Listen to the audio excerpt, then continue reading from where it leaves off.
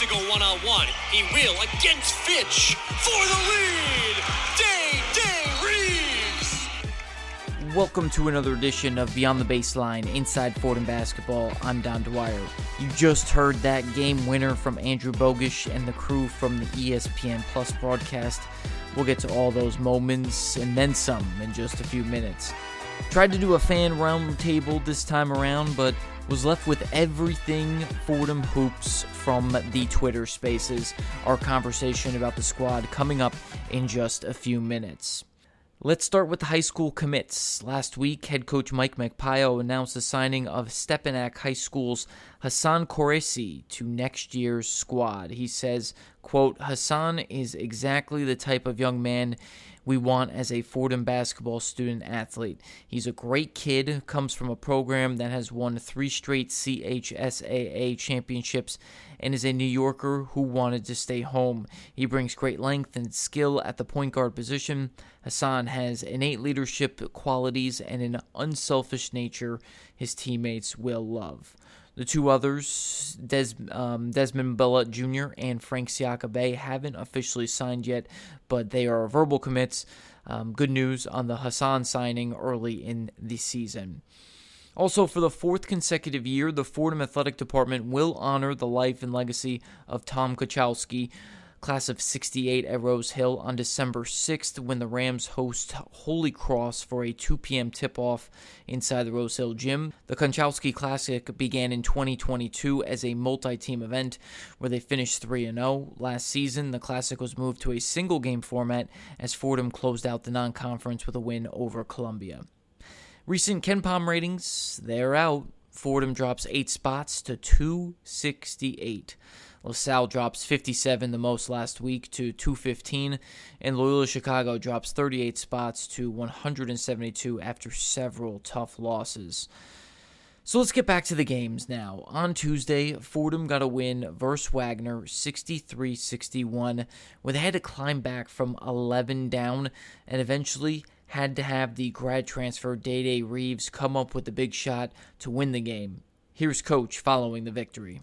Oh man, I'm proud of the guys. That was a very, very good team that we played, and we knew it. I watched film of them, watched both games. They were up at halftime against 2 very, very good teams in VCU, Seton Hall, and one of the keys was war of attrition, and we found a way. Day hit the game winner on a touch fadeaway jumper from the free throw line, something you just can't teach, folks. Here's what he said about that play.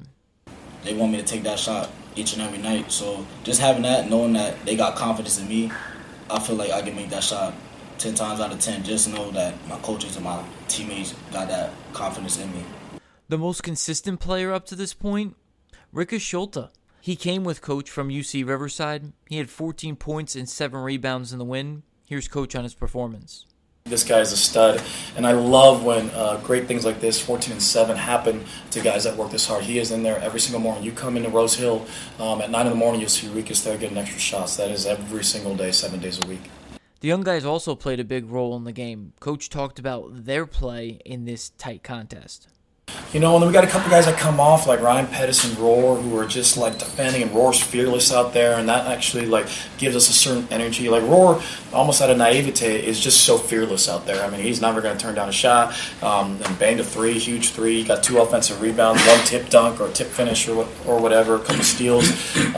Those are really, really good signs. Other key storylines was Wagner shot 41% from 3, making 12 of them. Fordham only made 4 of them on the night, going 4 of 14. They won the turnover battle, but lost on the glass due to a lot of 50-50 balls that were offensive rebounds. All right, we moved to Friday for the big game against Iona, the true road game for the Rams on their schedule. It was a back-and-forth affair in the first half. Christian Henry, he got hot, going 3 for 3 from downtown early, and the Rams looked poised, confident, effective, executing on the offensive end. They went down at the break 36-33, but rolled right back thanks to several runs, and they were started by this grad transfer, Day Reeves, a Iona homecoming for him after spending last year in New Rochelle. Key buckets on steals as well as big-time shots on the other end. Fordham led 64-60 with under 6 to go. and just couldn't keep their foot on the gas pedal as they fell 76-71. Here's Coach on that second half, especially the last 6 to go. No, great job by them. I thought that we got out-coached, to be honest, in the last 6 minutes there. Just ball got stuck a little bit. We weren't throwing the ball inside, which was our advantage. And then he did a great job, or they did a great job on just picking on a couple matches, ran the same straight play over and over again, and we couldn't guard it. So credit to them. Good contest. Proud of the guys. Show up on the road for the first time and be ready to roll without Nutter, who's banged up. So we start making shots, we'll be all right. But good competition out there. Day had 22 points, 4 assists, 5 rebounds. Christian Henry had 16. They were plus 17 on the boards, but they needed to change up the offensive approach. The balance of like having great penetrators and playmakers like Christian and Day, but I think that the offensive coaches and myself are kicking ourselves because we didn't take advantage. Like Rikus went 4 for 11 in the first half, and I thought they were all great looks. Mm-hmm. And then he had 2 shots in the second half, and we got away from that. And we had the size advantage. We talked about it. We're like, per KenPom, we're top 150 in size, and they're like 250. We really wanted to take it. So rebounding good. Great job on the glass. But that's where we should have, they started to do a good job on the perimeter, and we should have just started pounding it inside a little bit, got inside out in that way. Coach provided an update on Zariq Nutter's injury after only playing a few minutes against Wagner and not playing against Iona. To be honest, they sent him out there somewhere in the middle area. You saw him in the last game, kind of touched it. And those muscle tissue things. I'm not sure, but hopefully sooner than later. Coach Magpio said he got out-coached by his friend Dan Giroux, both offensive efficient coaches. This is what made the difference. They just picked on our switch. We switched certain matchups, certain positions, and he picked on it and over and over and over again. And CJ Anthony is a big, strong dude, even though he's not the tallest guy. So once he gets his shoulder into you, so we needed to kind of stay with our matchup there somehow. I would say that's number one. Maybe even traffic getting away from the basket, something different. They got the same look they wanted, and very NBA-like. Giroux just kept going to it over and over and over again. It's very much like you'd see in the NBA, and they don't run a ton of stuff. It's not that complicated. A lot of other teams are going over like 16 plays. It's just very simple stuff, but very effective. And this quote got to me, but Coach says he hopes to be like the Gales in the future. Iona is obviously there's the Atlantic 10 different conferences, but Iona is absolutely a program that we just aspire to be. That's the tradition of winning and just what Tim Clues did, and very familiar with it. And obviously Coach Patino, and I think Giroux's going to do a great job. But very exciting game, and it was awesome to be a part of. Wish we came out on top. Some things to note as well. The Rams went 6 of 32 from deep, continuing to struggle to shoot from the perimeter. They also lost the turnover battles 11-7. CJ Anthony for Iona, 21 points, 8 assists. The Cincinnati transfer was the closer for the team and got big buckets when it mattered. Key, like Coach said, good to see them compete in a sold-out Heinz Center. And finally on Sunday, the Rams defeated D3 opponent Manhattanville 96-62 at the Rose Hill Gym. Rough shooting in the beginning, though, again, 2 for 14, and the Valiants were within striking distance of 6 points before the last few minutes of the first half. They went on a run to go up by 11, and Coach said that the shooting will come around if they focus on this style of offense. To execute a play that we've worked on, haven't really thrown it out there, and Louis bangs a 3. So we're feeling pretty good. And I thought defensively it was great. We were holding them to under 25%. So we're doing the job defensively. We just had to figure out their zone a little bit and how to go inside out. I don't mind shooting the threes, and that's going to be part of who we are, but we got to go inside out as much as possible, especially when we got Rikus and Abbas in there together. Christian Henry stepped up big against Iona with scoring, passing, leadership, getting more comfortable with that point guard position. Coach Magpio gave him an early grade and explained what they're working on before and after games.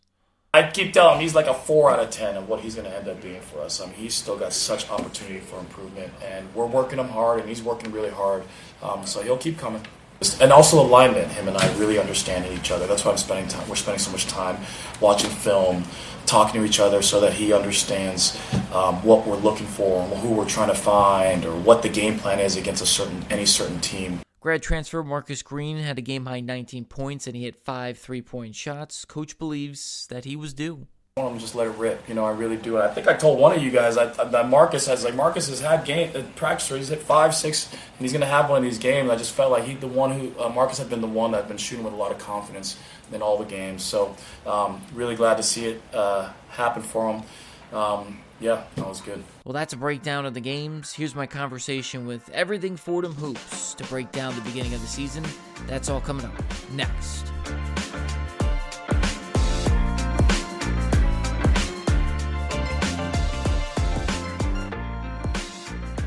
This week, everyone, we are going to have a little fan discussion, try to get more people on, but we got one of the most loyal guys I know out there for Fordham Hoops. His Twitter is Everything Fordham Hoops. He's been a Fordham fan for a long time, went to the school there. Bringing in my boy Ryan, as we all know him, as we have conversations with him. He's with us this week to talk about everything. It's been a busy week in Fordham Hoops. Ryan, thanks for joining me. Donnie, thanks for having me on tonight. Hey, so let's go over the week. Tough one with Wagner in the fact that win a close one, down 11, make a turnaround.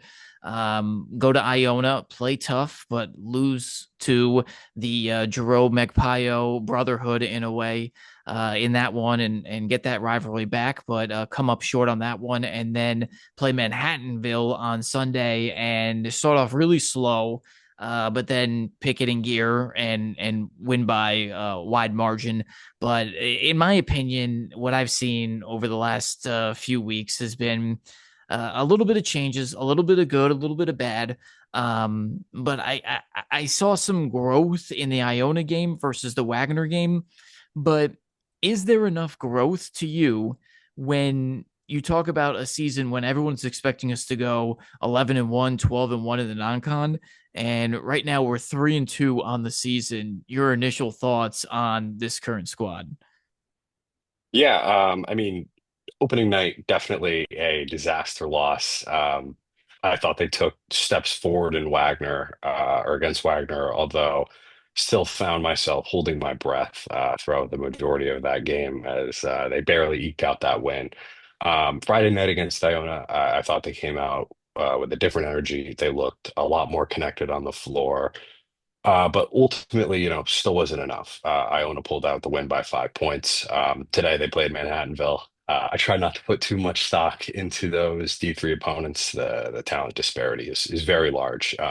Although, Manhattanville did have a couple players who definitely looked, a lot better than what we saw against Mount St. Mary's today, for sure. Still, Division III competition. To get to your question, is there enough, growth there? I think that's going to be seen over the remainder of the non-conference schedule. And, fortunately for Fordham at this point, they don't have many opponents left or any really that are projected to be better than them. And those games will provide opportunities for the team to continue to gel, for that backcourt synergy between Christian Henry and DeJour Reeves to continue to develop. And I really think that that's what is going to drive the team, is if, that kind of point guard tandem of Henry and Reeves can develop kind of into what Magpie used at UC Riverside. And last year you saw it with Barrington Hargress and Isaiah Moses. And neither of them were true, pass first point guards, but both of them were capable of, scoring 30 points or dishing out 10 assists. And, for the team to, I think, get to its best point, that synergy between Henry and Reeves has to continue to develop. I agree with you. I think it was kind of weird watching the Iona game because it felt like when Henry had the ball and he made a couple threes or was able to get into it offensively, Reeves kind of looked lost. Then Reeves takes over and then Henry kind of looks, where's Henry in the picture? They need to both get on the same page at the same time. And I think they will get there, but it's this non-con where it's that frustration that you're going through where you're trying to look for it and it's not there. Going off of that is this offensive efficiency that's been frustrating me. We go through the whole offseason. We got this roster, and we're very offensive efficient. And then you look at the box score, you're missing threes, or you look at how this team's playing, and you're winning close games, and you're in the 60s. Just go into a little bit for me the offensive efficiency. It's frustrating for me, and it's almost hard to watch because these guys are missing so many shots. I mean, going into the Wagner game, they shot 19% going into it. And it's hard to watch. What's your reaction? Yeah, definitely. I mean, the 3-point shot stands out like a sore thumb. If you read any of my content, I feel like a broken record kind of harping on it a lot. Fordham as a team in their Division One contests shot 20% from deep, which is just not going to win you many games. Conversely, at the same time, they've allowed opponents to shoot 44%. And with that disparity there, that's just not really a winning formula in general. One reason for optimism, I think that both of those numbers are bound to regress to the mean. I think that Fordham's team shooting number is going to come up, and eventually, as the team gets more connected and they cover up some of those miscommunications on defense, that opponent shooting number will come down.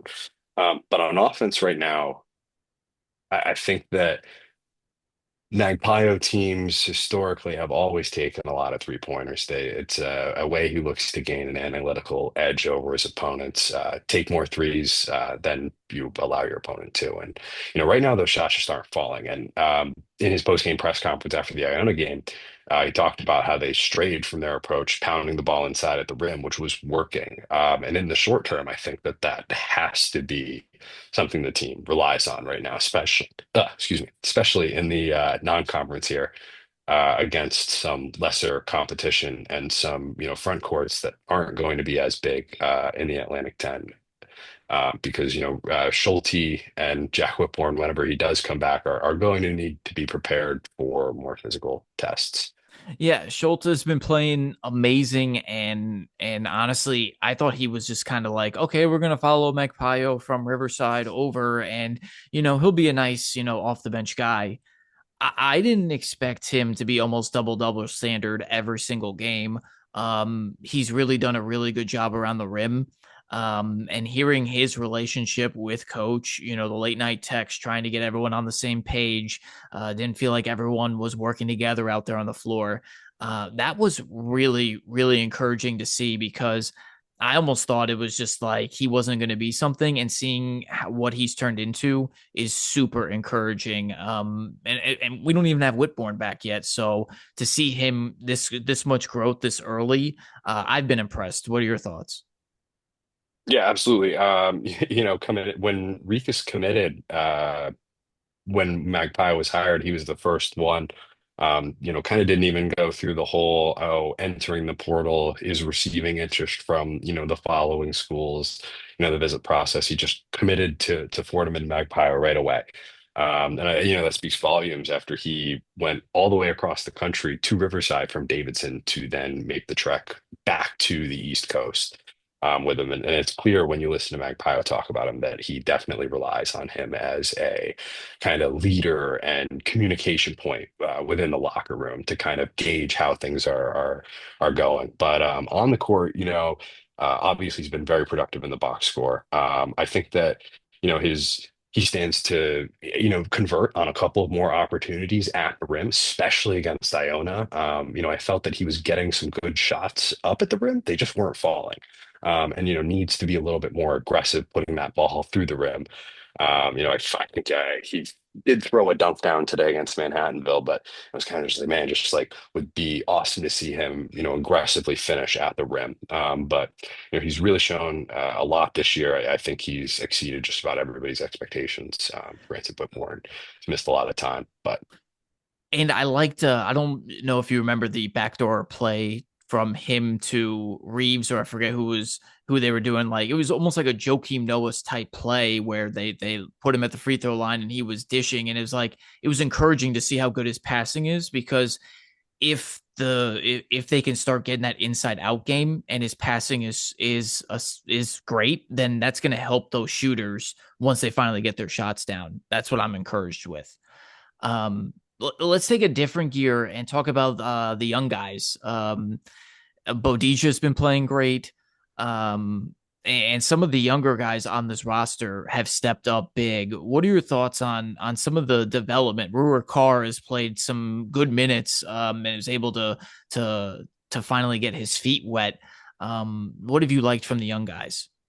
Yeah, I mean, Boja has looked really promising so far through, I think 5 games now total that he's played. I had really high hopes for him coming into the year. I think he was like just kind of a total unknown. But some of the film that I had seen of him, he just really has a diverse offensive game. At 6'10", he knocked down a three today. I mean, he can put the ball on the floor and drive to the rim. He can, he has some post moves in his bag. I think he's the team's best natural rim protector by far. And you can tell watching him play, he's definitely young, definitely very raw, needs to, still put on 10, 20 pounds as I think we mentioned earlier. But I mean, the potential is very apparent. Give him a couple of years. I think he has all the makings of a very good player. And Roar Core, all the same. Has looked very good in limited spurts. Has a couple of freshman mistakes here and there, but the talent is just very apparent.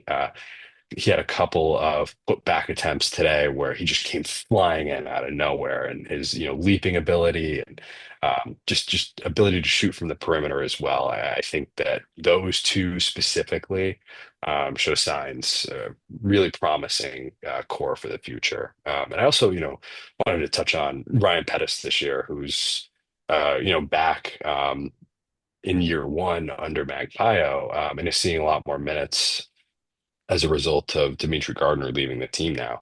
And he's definitely made an impact defensively. Want to see that shot fall a little bit more from him. And once that does, I think he has an opportunity to earn more minutes going forward. Again, though, shots got to start falling. But yeah, those minutes are there for the taking for him if it does. And the one thing, and I love Ryan Pettis. I've said it multiple times how much I appreciate his game. Because the defense is so good. I almost called him the Anthony stopper, because during that one stretch where they took back the lead, he was playing right up against Anthony and didn't back down. I mean, got a block and then was in his face. I just love that energy, that tenacity. Then he got that three and it spoke confidence. And then when he got to the free throw line, he ended up traveling on the next couple possessions because that confidence wasn't there. Mhm. And I think if like you said, if he gets that confidence, the ceiling could be anywhere. And I think he can be that, next point guard or next combo guard, or even that sixth man that can do a little bit of everything. Talk about as well, we're talking about the shooting a lot. I mean, Akira Jacobs is supposed to be the X factor. He hasn't made a lot of threes. Christian Henry started, I think, 0 for 5 and didn't hit his first three until the Iona game. When you're watching this team take the shots that have Louis Lesman, not being able to hit threes, hit some big ones down the stretch against Iona, but even today, it's like I feel like these guys can't get it going. And how much can we live with the patience when the results aren't there? Yeah, that's a tough one. In that Iona game, I found myself screaming at the TV a couple of times. I felt with when Lesman was taking a couple of shots, started off pretty cold, and conversely, Henry started off really hot but faded as the game went on.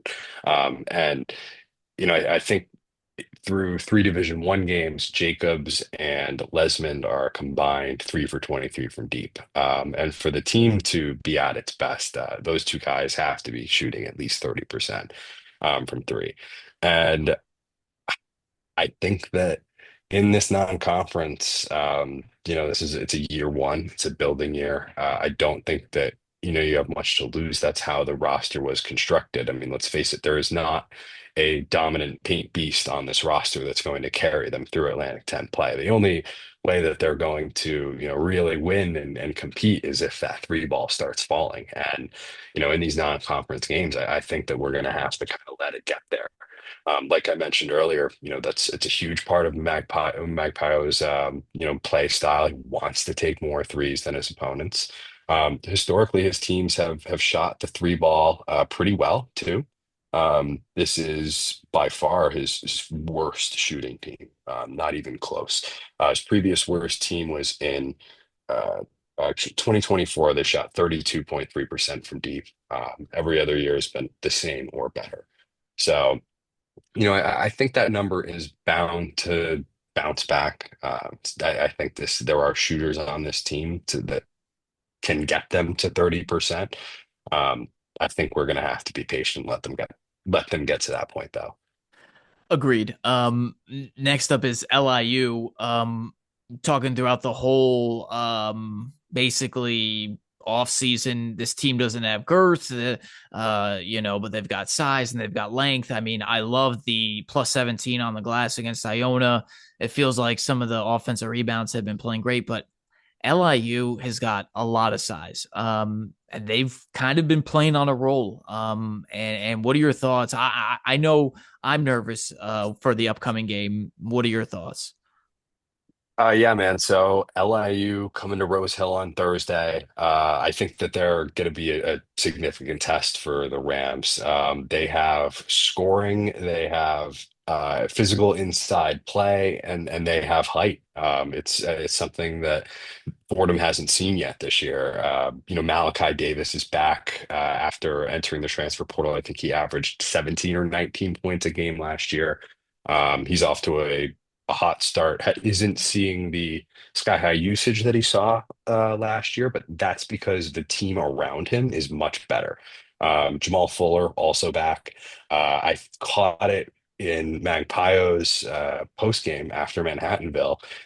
He talked about how they tried to recruit Fuller out of the portal last year, and kind of talking about that girth that Fordham might lack in the front court. Fuller definitely a very physical body, listed at 215. LIU also added Greg Gordon in the transfer portal this Mhm. offseason, who previously played at UAB and Iona. And he's a very efficient post scorer. Just goes to work in the paint. Has had several games where he's put up 15, 20 shots just from inside the rim. So LIU is going to be a test. They can shoot. They don't take a lot of threes, but they shoot at a very high percentage. They've got size, speed, athleticism. They beat James Madison yesterday at home. They won by 9. James Madison, their top 200 Ken Palm, and they also have wins over Air Force and IU Indy this year. They lost on the road to Notre Dame. But yeah, they're definitely the projected winner out of the NEC. And I hate to say it, but could be another regional battle that, Fordham drops here. And that's the thing is I enjoy these regional battles coming back. I think Hofstra needs to come back too. Um, I'm just going to throw the cat out of the bag. I mean, I'm the most positive person that is, but you look at the A10 conference and what it is. It's a top, 6 conference, 10 conference in the country. And you're losing to America East, NEC teams, MAC teams. Hmm. I love that we're doing local competition again, but almost got to win these games. Not only for just being able to gain some momentum, but also to put basically Fordham on the map and wanting to be that New York City team. You got to beat other New York City teams, and I'm hoping they can do that on Thursday. Yep, absolutely. And part of establishing yourselves in these regional rivalries is actually playing them. And, credit to Mike Magpio and Dan Giroux for getting that Fordham and Iona game back on the books. Because, even though Fordham lost, I wasn't in the building, but that looked like a awesome atmosphere, generated a lot of interest from both sides, I felt. But yeah, it's tough because this is year one and, you've got a lot of new players, an entirely new coaching staff, even down to a new athletic director running the show from the top. There's a lot of learning that's going on, but at the same time, you see these other schools doing the same. I mean, they're building rosters on the fly and coming out and winning games. I mean, NJIT came into Rose Hill without their top two players and pulled off an upset on opening night, and so eventually, some point, Fordham's got to flip the scales there, and instead of becoming the attack, to become the aggressor. One player that has been very aggressive, and I've been impressed with his game and as good as advertised, is DeJour Reeves. Was great with that, game winner against Wagner. You can kind of see he wanted the ball and made the move and got to his spot and with confidence hit it. Early in the Iona game, you could tell him being back there, he was trying to do a little too much, but then once he got comfortable, it was like, okay, he's taking over. He's doing his things, grabbing steals, getting easy buckets, hitting turnaround shots. He's been fantastic. It's almost like he's Batman. Now they need a Robin. Yep. And Henry can do that, and some of the other guys can too. It's just a matter of time. But I'm just curious on what you thought of his game. I've been very impressed, and I think he could finish probably second all A10 if he keeps up this production. Yeah, I mean, Reeves is talented as advertised. There have been a couple of points that it's like he's had to play hero ball because of Fordham's struggles finding the nylon with their shots. Um, and I think that his play will definitely continue to improve as, backcourt synergy does, as Henry gets more comfortable in kind of that lead point guard role, and as others around them get better. We saw it really in Wagner. They tried to take him out of the game. It was let anybody but Reeves beat us, and Fordham actually really struggled to respond to that. And so, I think we're going to see a lot of opposing coaches say, "Hey, we're going to take Reeves out of this game, and can somebody else beat us?" And so part of that right now is Reeves is going to have to respond in a way of saying, "Hey, how can I make more of an impact? Potentially not getting my shot off because teams are keying in on me so much." And again, others need to step up and score the ball as well there too to make that happen. And injuries are a part of the game. I mean, I understand this team will look completely different with Whitbourne, on the roster, as well as whenever Nutter gets back from his injuries. But Nutter was advertised, as a bucket getter in the post, create a shot. And I hope things turn around for him, but it almost feels like he's pressing a little bit too much. What are your thoughts on Nutter so far this year? Yeah, we'll see. It's been tough. Magpio said after the Iona game that he's dealing with a midsection injury. He said after today's game that they're hopeful that he's back out there on Thursday against LIU. But I'll kind of resort to a similar answer that I gave for Reeves, and I think the team is still trying to really figure out their role and the chemistry and how to really play with each other. And heading into the season, we heard Magpio talk about using Nutter and potentially a point forward role, kind of comparable to Aniwini Tate Jones of UC San Diego last year. And um, I don't think we've seen that impact from him on the court yet. And I think that's just indicative of the team really trying to gel and figure out how to play with each other. And I think, it would be awesome to see that from him at some point down the line. But, I think ultimately his role on the team is going to be a scorer and a slasher, specifically, kind of getting to the line, getting the other team into foul trouble, kind of trying to generate as many free throw looks as possible. And okay, wrapping this all up, I mean, what are your thoughts, after 5 games so far? It's frustrating and hard for me to kind of answer it because of those 2D3 games. They're almost dunk fests or high scoring games, and you almost can't understand what comes out of it just because it's not the same talent you're going up against. But seeing the growth, like the Iona game, just seeing them execute a little bit more, play a little harder. I know probably the environment helped that. But seeing that and seeing the responses like coach wants to see is encouraging. So I think as the positive person I am, I think this team can roll into conference play with a little bit of confidence, but I am also a realist and realize that before we turn over the new year, they could also lose to Dayton by 30. So I think we're in a learning process. I'm intrigued at seeing the development of certain guys. I really love to see the young guys producing like we've seen with Akar and Bodisha. It's been awesome. Would like to see the vets, some of those grad students get more, just easy buckets to get their confidence going, because you can see some of their confidence dip. But overall, I can't say I'm not surprised, but at the same time, I'm hoping and expecting bigger and better things, come middle of December. Yeah, I agree. I'm very eager to see how they look on Thursday against LIU. I mentioned that that's a test. It certainly is. I think LIU is a very talented squad, but they're still not at the level of an Atlantic 10 team. So that is a game that, Fordham should win. They've taken positive steps in their last couple Division I games. I just said I don't put too much weight in these Division III matchups, but that first half this afternoon was some very poor basketball. It was very sloppy.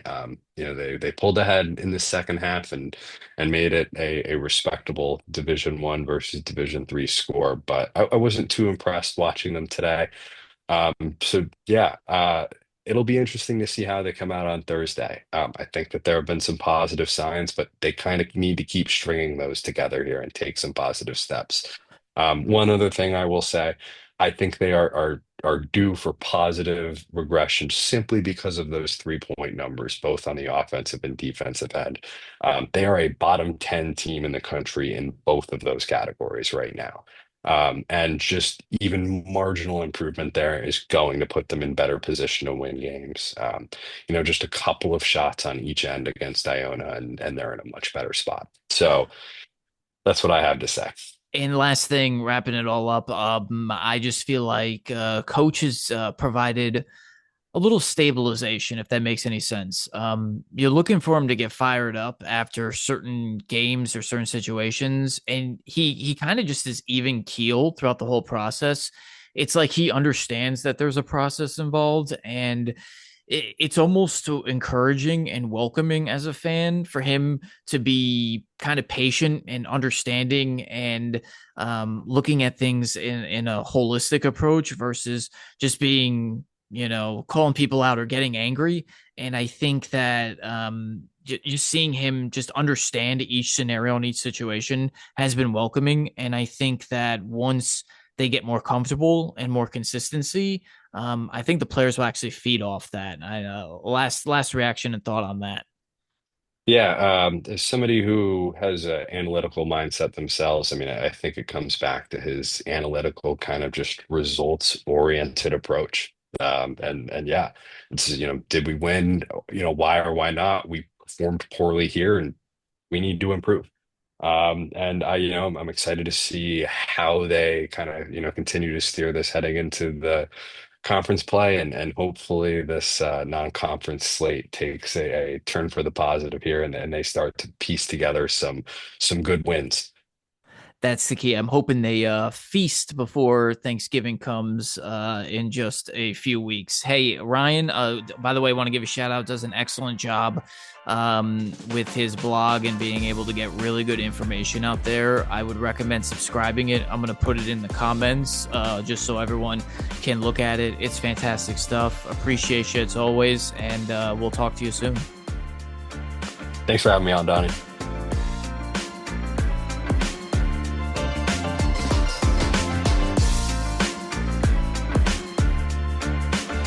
I want to thank Everything for coming on last minute and talking Fordham Hoops. We could go on for hours. We actually went on for a bit before we even recorded that. And it was good to just get that insightful information and that analytics approach that he talks about and some things that he tracks for his background when looking at the Rams and the roster. What's next for Fordham? Well, a game against LIU on Thursday, and then up to Canada for the Northern Classic during the Thanksgiving break. We'll be following those events, though they'll be hard to stream. Not sure how we'll be able to watch that. It is on TSN, but you need a VPN and all these different things. I'm going to try my best to try to watch it, or at least follow it and track it, so I can provide you guys updates as much as possible. Remember to like the podcast and follow, working on getting more player interviews as the season rolls on. Just hard to line up some right now with good times and making sure it all works out for everyone. Well, I hope you enjoyed the episode. Have a great week, and as always, go Rams.